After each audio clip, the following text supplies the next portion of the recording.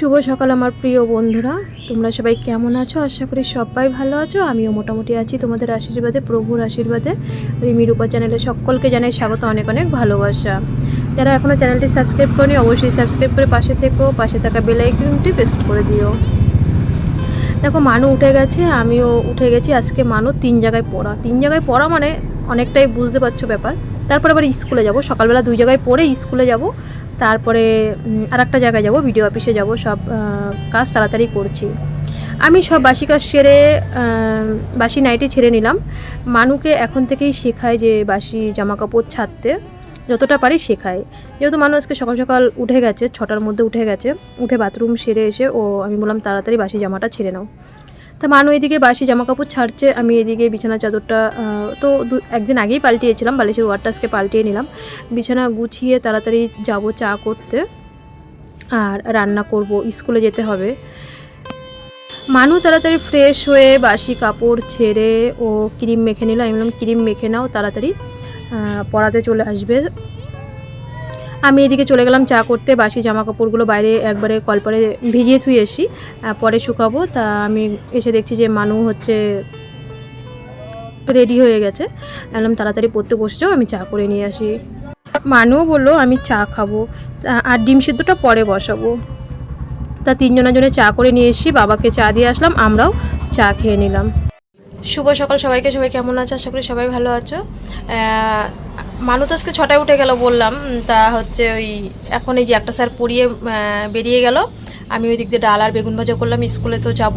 আর এদিকে তো বৃষ্টি তো হয়েই যাচ্ছে, কোনো কাজই করতে পারছি না বাইরের। আমি বলছি যে আজকে তো কালকে 15ই আগস্ট, তা আজকে সব কাজ কমপ্লিট করতে হবে। তা মানু বলছে যে মা এসে করো, তাও ভালো, কিন্তু আজকে আমার স্কুলে যেতেই হবে, কিছু করার নেই।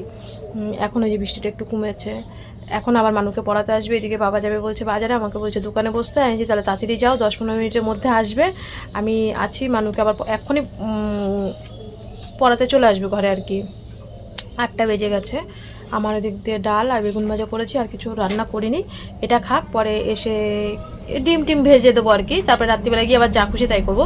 যেদিনকে আমি স্কুলে যাই সেদিনকে আমি মানে সাদামাটাই রান্না করি, হয় মাছ নাই ডাল বা ডিম বা সোয়াবিন, দেখো তো আর কি ভিডিওতে। যেদিনকে আমি স্কুলে যাই সেদিনকে একদম সাদামাটা প্লেন রান্না করি, তারপরে রাত্রিবেলা যা খুশি তাই রান্না করি। মানুকে আবার ইংলিশ স্যার পড়াতে চলে আসবে, ওই হচ্ছে ওর জন্য ওই ইংলিশ নিয়েই দেখি যে লেকচার আর কি। তা ওইদিকে আমি বাবা বললো যে দেবো, আমি বললাম যে যাও তুমি, আমি দোকানে বসছি। রান্না তো মোটামুটি হয়ে গেছে, ফোনটা চার্জে বসিয়েছিলাম। আর তাহলে যাই দোকানে গিয়ে বসি, তারপরে দেখি আর কি স্কুলে যাব আর কি। লিখে রাখতে পারবো?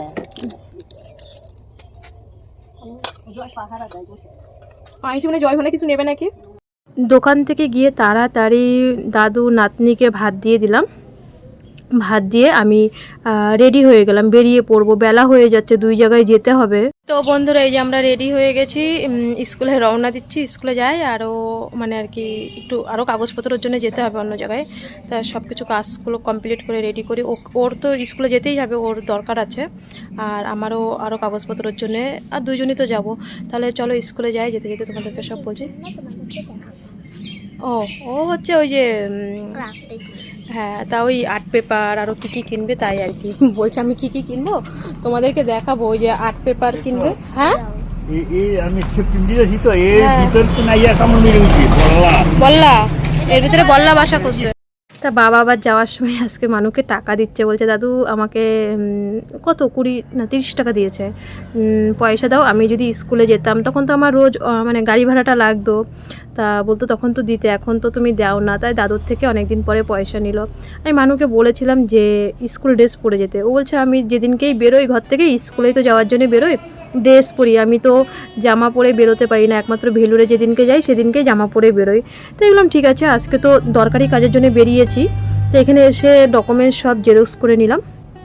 জেরক্স করে যেখানে আর একটা জায়গায় কাজ ছিল ওটা মিটিয়ে আমি সোজা স্কুলে চলে আসলাম। দেখো বৃষ্টি হচ্ছে, যখন রোদ উঠছে মানে গরম কিন্তু কমছে না, এত গরম।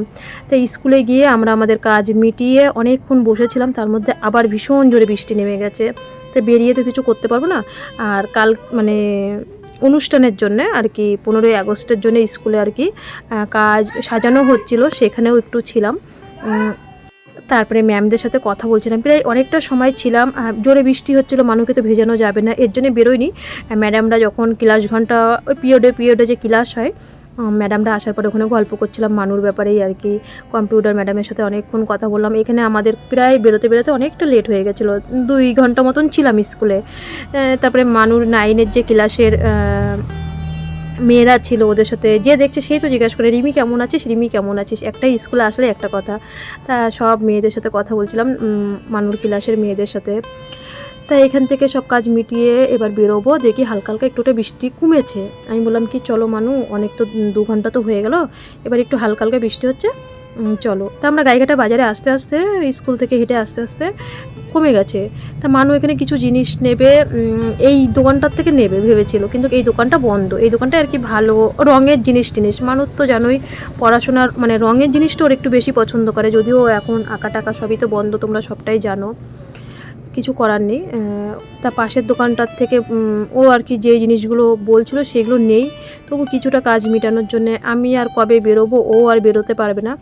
এখান থেকে রং, আর্ট পেপার সব কিছু আরও কী কী নিল, 100 টাকা মতন বিল হলো। ওই যে আঠা নিয়েছে, অনেক কিছু নিল, কিন্তু ওই পাশের দোকানটাতে বলছিল মা বড় বড় আর্ট পেপারগুলো পাওয়া যায়, তো এখানে এই দোকানে নেই। এখন এটা দিয়েই কাজ মেটাতে হবে।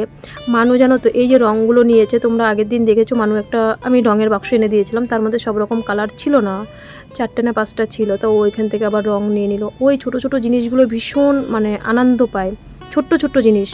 ও জানে ওর মা বাবার কতটা মানে আর কি দিতে পারবে, ও সেই হিসাবেই ছোটো ছোটো জিনিস ও বলছে আমার ভীষণ আমি আজকে আনন্দ পেয়েছি, তাও এই টাকাটা একটা বোন পাঠিয়েছিল বলেই তাই কিনে দিতে পারলাম।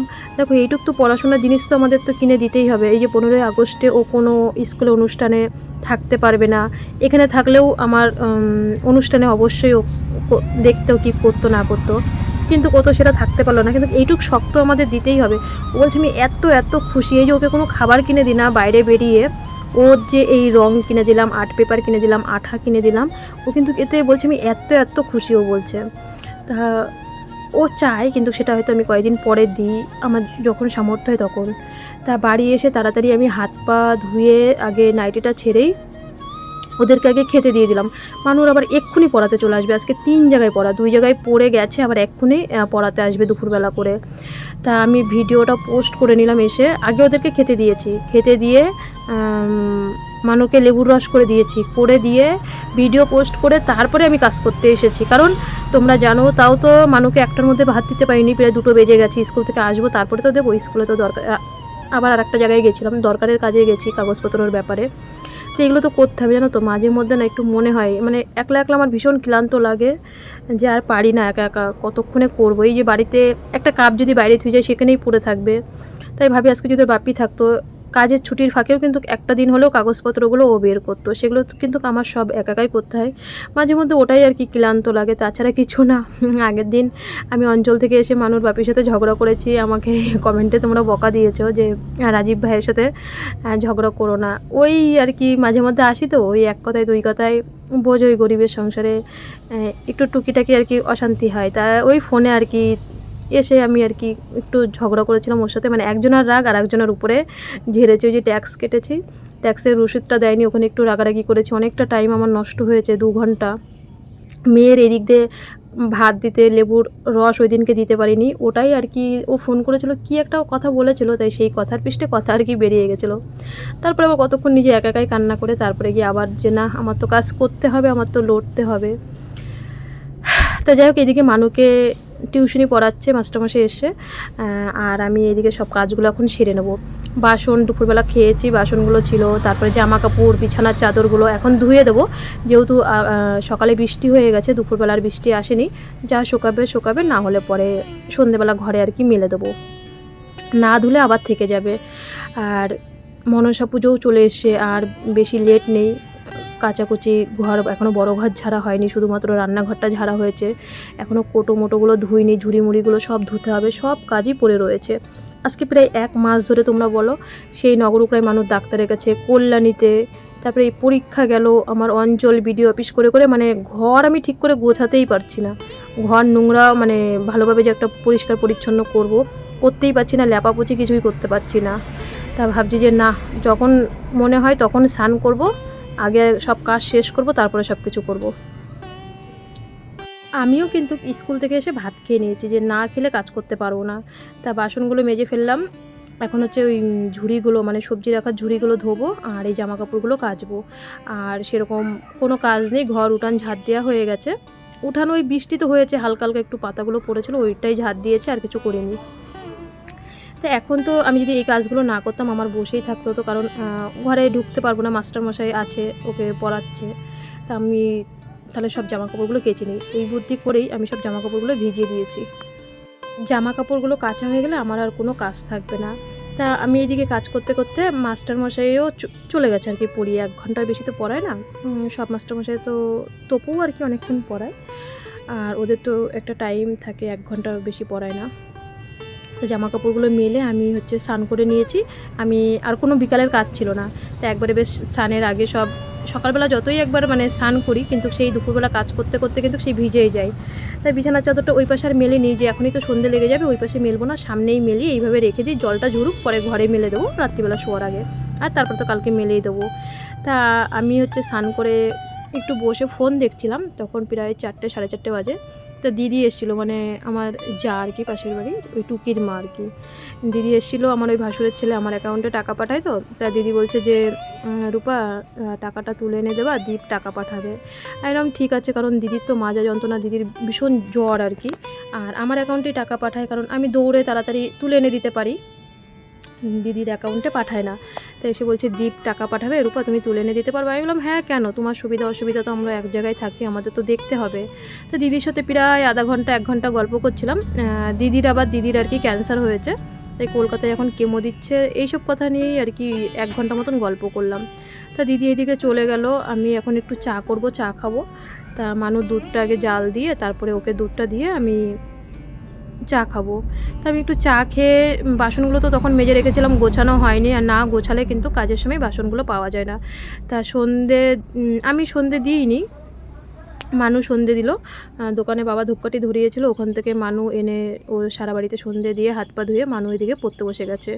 তা আমি মানুকে তাড়াতাড়ি দুধটা দিয়ে দিয়েছি, আমি বললাম তুই দুধটা খেয়ে নে, 500 রাখি, একবার রাত্রেবেলা শোয়ার সময় ওকে 250 দিই, আর 250 সন্ধেবেলা দিই, আর একটু থাকলে আমি একটু চা খাই।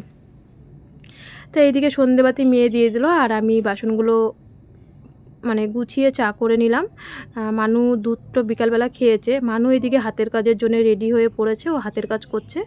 তার মধ্যে কিন্তু আবার পরোটাও বানিয়েছিলাম সন্ধেবেলা চা দিয়ে খাবো বলে। বাবা বলল আমি পরোটা খাবো না, আমাকে রুটি দিবি। বাবাকে রুটি দিলাম, 2টো রুটি দিয়েছি, আমি একটা পরোটা খেলাম, মানু একটা পরোটা খেয়েছিল চা দিয়ে, লিকার চা দিয়ে কিন্তু লুচি, বাসি লুচি বা পরোটা হেভি লাগে খেতে। তাই মানু বলছে মা একটু পরোটা বানাবে। তা বাবা বলছে আমাকে কিন্তু রুটি দিবি, তেলে ভাজাটা আমি খাবো না, সর্ষের তেলের দিয়ে করি তো, এর জন্য কিন্তু সব হলুদ হলুদ হয়ে যায়। তা মানু দেখো এখানে কিন্তু 2 দিনের ভিডিও আছে এই জায়গাটায়। মানুকে বললাম তুই তো জামা কাপড়গুলো গোছা, আমি ওখানে ওইভাবে রেখে দিয়েছি, আর আমি আমার জামা কাপড়গুলো গোছাচ্ছিলাম। তা মানু এদিকে 15ই আগস্টের জন্য হাতের কাজ করছে, এবার তো স্কুলে কোনো অনুষ্ঠান থাকতে পারলো না, ওর মনটা খারাপ। তা মানু ওইগুলো করতে করতে, হাতের কাজগুলো করতে করতে জামা কাপড়গুলো বললো আগে গুছিয়ে নিই। তারপর আবার বিনিতাও এসেছিলো একটু, বিনিতা মানে কি একটা দরকারে আমার কাছে এসেছিলো। এটা ভিডিওটা তো 2 দিনের আগের, একটু অসুবিধার জন্য ভয়ে মানে আর কি ভিডিওটা পোস্ট করতে পারিনি। তা মানু এদিকে সব জামা কাপড়গুলো গুছিয়ে বিনিতার সাথে আর কি গল্প করছিলো 15ই আগস্টের ব্যাপারে, কারণ বিনিতা হচ্ছে তো এনসিসি করে, পুলিশের আর কি করে, তো তা ওর যে ওখানে স্কুল মানে নহাটা স্কুলে তো পড়ে, নহাটা কলেজে স্কুলে না, ওখানে ওর ট্রেনিং হয়, তা ওখানে যাবে, ওই ব্যাপারটা নিয়েই কথা বলছিল আর কি, কী প্রোগ্রাম আছে, প্রোগ্রামের ব্যাপারে কথা হচ্ছিলো। তা বলছে জানিস দিদি আমার ভীষণ মন খারাপ, আমি হচ্ছে এই বছর মানে কোথাও অনুষ্ঠানে আমি থাকতে পারবো না।